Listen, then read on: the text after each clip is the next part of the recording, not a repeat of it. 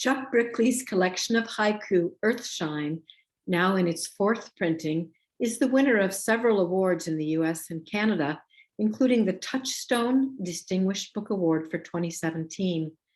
Chuck's poems have been published worldwide, many of them awarded, translated, and collected in anthologies such as Haiku in English, The First 100 Years, a 2013 publication. One of his haibun was nominated for the Pushcart Prize in 2018, and another for the Saunders Best Small Fiction Award 2019. Brickley coordinates the 6 international contests sponsored by the Haiku Society of America and is on the panel for the Haiku Foundation's Touchstone Award for Individual Poems. Please visit him to learn more at www.chuckbrickley.com. Thank you so much. It is my pleasure to introduce Chuck Brickley. Well, thank you, Sandy. Thank you so much for inviting me to be a Rivertown poet. As well, kudos to the Aquas Collective that sponsors this event. Petaluma is lucky to have you guys. I've read a bunch about you. It's amazing. And to everyone else here tonight, wow, look at you all. Much gratitude for your support of poetry. I'm especially honored to be the first haiku poet featured in this event. I always welcome the opportunity to read outside my usual platform. I started writing haiku back in the 60s here in San Francisco, where I'm from. But I didn't really grasp the art and spirit of haiku until I moved to a small town in British Columbia, the town of Hope, BC. That was in the 70s.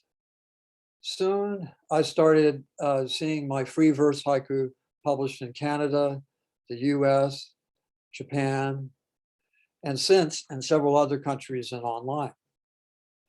Now that I'm back in the Bay Area, I continue to be inspired by this brief, wondrous form of poetry. Not only can it express one's communion with nature and the seasons, but as well the depth and full range of human experience. No matter where I am, nature is my church. Haiku, my artistic and spiritual practice.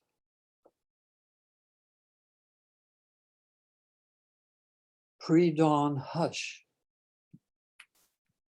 The forest still dripping. Planting a spruce, the mountain wind in my shirt. Forsythia, the widow's blinds part slightly.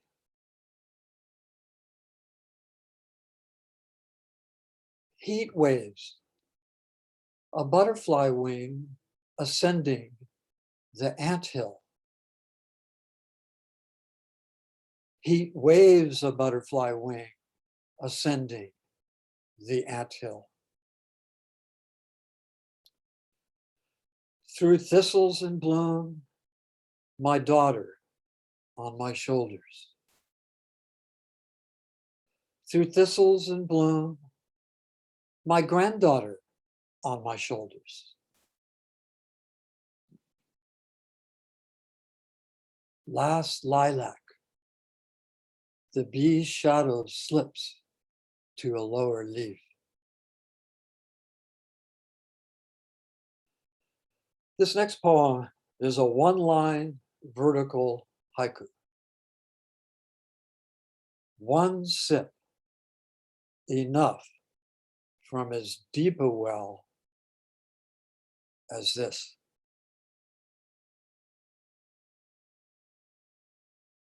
Man holds steam.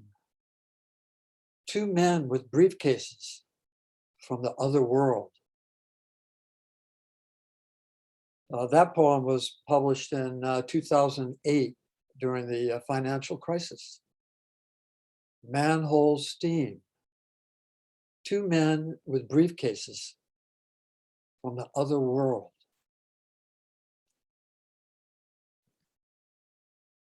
Distant sail, a breeze lifts the hairs on my neck.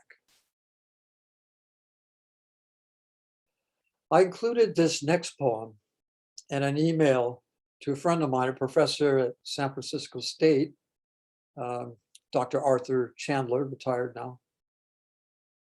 Lovers down the beach turn out to be driftwood. He wrote back, driftwood down the beach turns out to be lovers. Well, I wrote back to him, yeah, this is San Francisco. I've seen it. But the original poem has more existential resonance. Lovers down the beach turn out to be driftwood. Balancing, a boy empties his shoe in the summer wind. Deserted schoolyard. The fence he climbed over to a rack.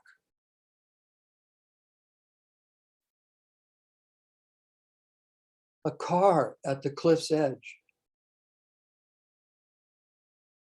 The Milky Way.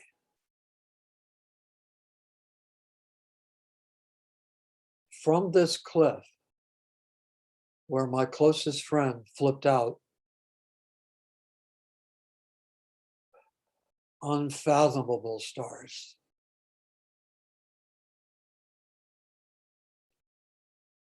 Meteor trail.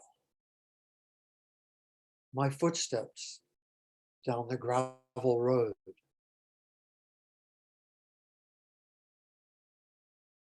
Moonlit porch. Cooling off with the blackberry pie.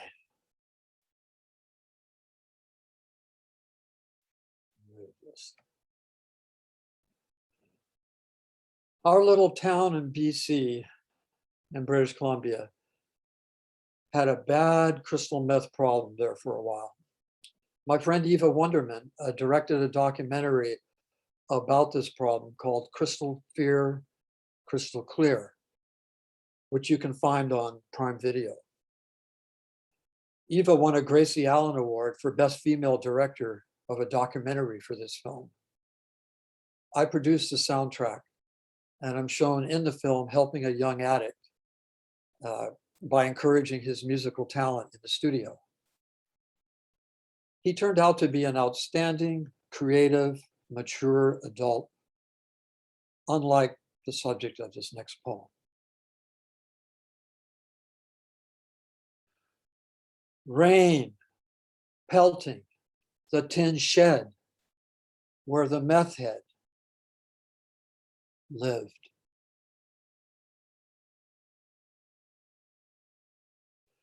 Okay, now time for something lighter. Excuse me. Haiku is a hybrid form mixing prose with haiku. The following haiku is a true story with a single haiku at the end. This goes out to my Canadian friends here tonight. It's called Stop for Slowing. Stopped for slowing.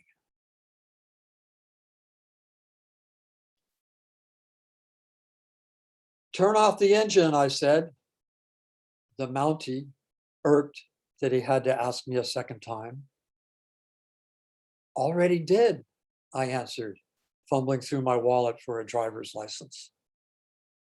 Yeah? Then what's that sound? Kim put a hand on my shoulder, motioned with her eyes towards the back of our flatbed truck. Of course. The reason why I was letting every car pass us on the highway. Do you mean the bees? I asked. The what? Well, that stack of white drawers behind me. Got 50,000 bees today for our garden. Sound riled up, do they? And faster than you can say, I'm out of here, the Mountie was. Tire squeal. Sunflowers turning with the sun.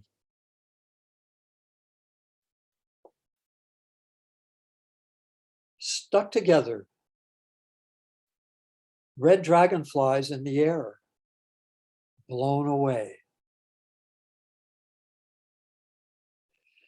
Sheet lightning. A face near the top of the Ferris wheel.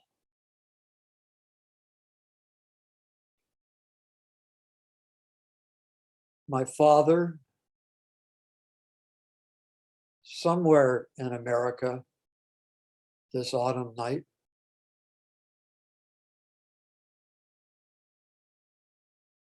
The following is an elegy for Dodie, my dear mother-in-law. Moonrise, still out there weeding in her sun hat.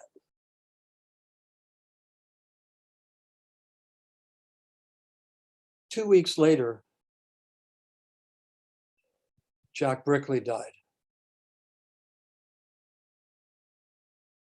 Indian summer night. I call up my stepfather to hear his laugh.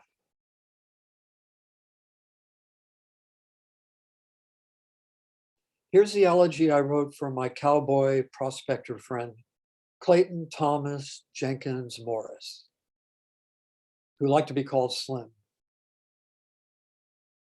And I'm going to read it in the way he would like to hear it heard. Slow harmonica, the glow of the fireplace on his closed eyes.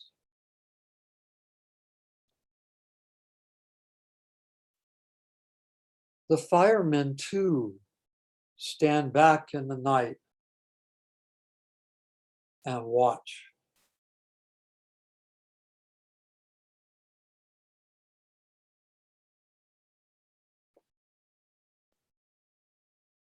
Withered marsh. One by one, the last geese lift into dawn.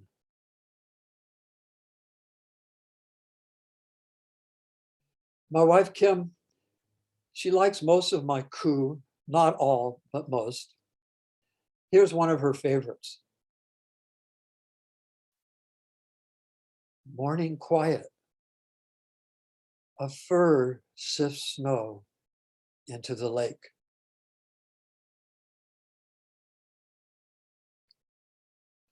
Smacked upside the head by her snowball. Still in love.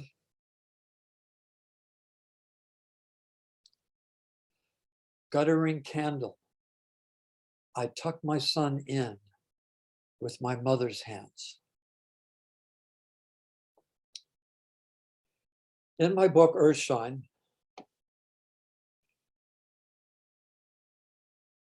I call this next haiku a ghost track. Actually, my daughter Holly suggested that. It was spot on. It could also serve as my jisei, or my death poem.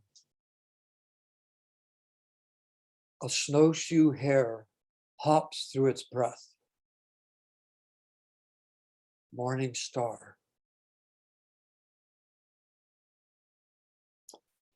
In addition to haiku and haibun, I've been writing senyu lately, as well as renge and einaku. Einaku is a variant form of haiku that I was turned on to by my friend Eileen Casaneto, poet laureate of San Mateo County. The form was created by Eileen Tabios, an esteemed poet, novelist, and scholar here in Northern California. The word einaku is a Filipino expression meaning wow or oh my God. Excuse me. The form consists of 3 lines, 1 word, 2 words, 3 words. I'll start this last section of my reading with an einaku. Compacting my dreams, morning garbage truck.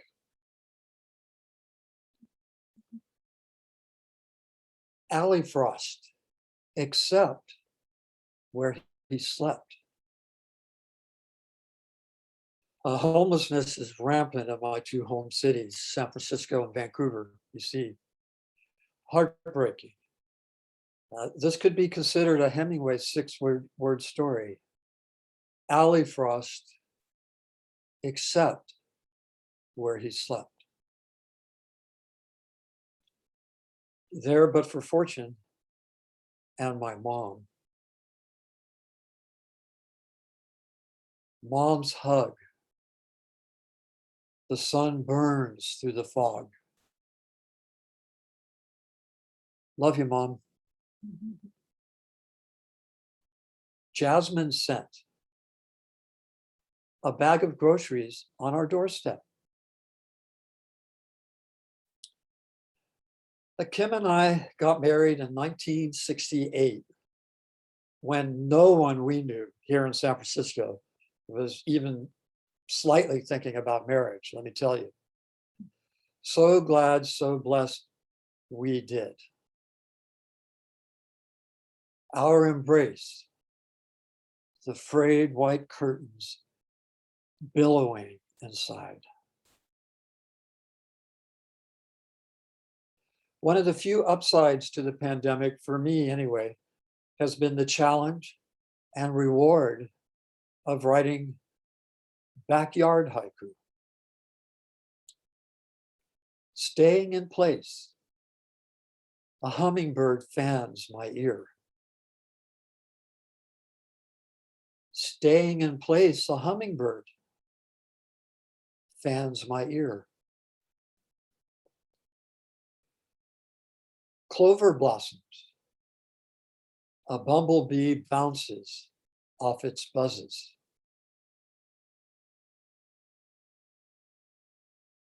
A swirl of blood in the bird bath sky.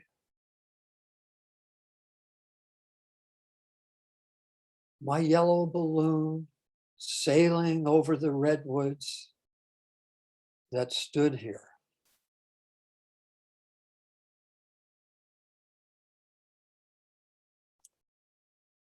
Here's another Haiku. Hourglass, your shape is killing me. Age spots, a fistful of sand sifting back to sand.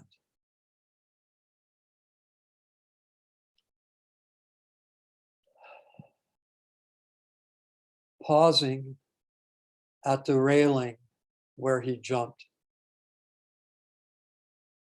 Sunlight on the bay.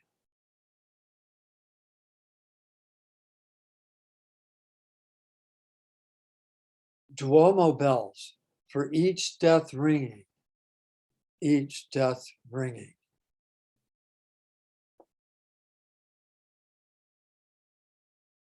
Beeline to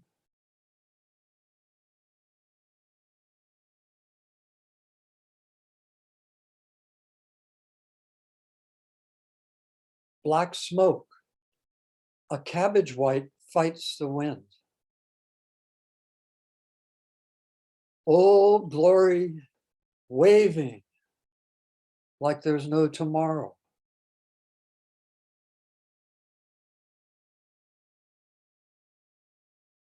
Backfire, the senator flinches in his pew.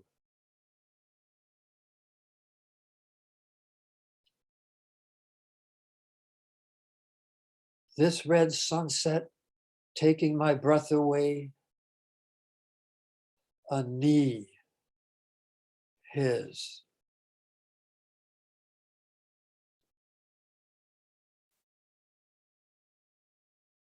Drought moon, another tear in the window screen.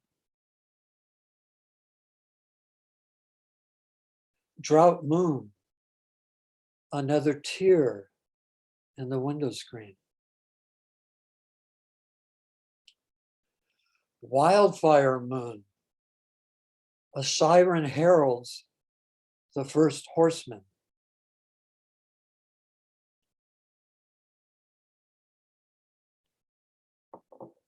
Almost done, folks. Luna piena. Luna piena is Italian for full moon. My wife and I have been to Italy twice now. Both times we were shocked by episodes of racism, especially on trains. We thought America had a corner on this stuff. A while back, I saw a news report about boats of refugees not being allowed to dock on Italian soil. Many refugees trying to swim for freedom died. One night recently, I woke up sweating and wrote what I saw in my dream. Luna piena, a refugee eyes me from a kelp bed. Luna piena, a refugee eyes you from a kelp bed.